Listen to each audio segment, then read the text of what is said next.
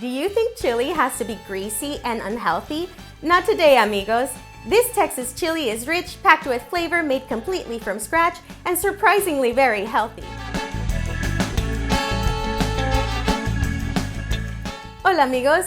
Welcome back to Tex-Mex at Home. Today we're making a big pot of chili, all from scratch.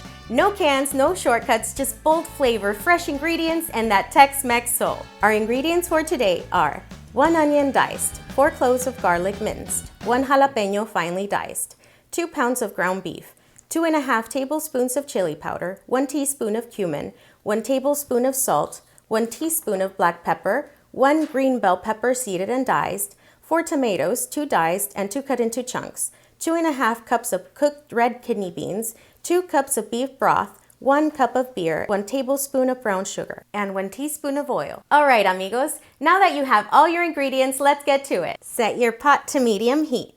I'm using a mix of diced and chunky fresh tomatoes for the perfect texture, but feel free to use whatever works for you.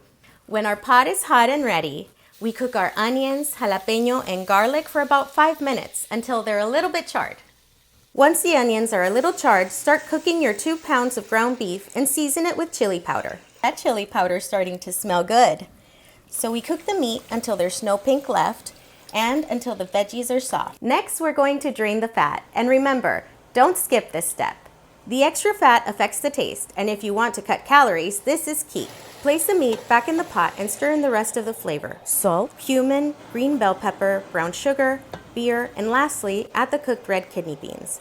We are using freshly cooked kidney beans, but you can also use canned beans if you don't have time to cook them. Bring everything to a boil, reduce the heat to low, and simmer covered for 45 minutes. Alright, our chili is done. Now top it with whatever you like. I like Mexican cheese blend. That looks delicious. I hope you enjoyed this video. If you want more Tex-Mex at home recipes, hit subscribe and tap that notification bell so you never miss a new one. Don't forget to like this video and I'll see you in the next one. Hasta luego! I gotta try this now.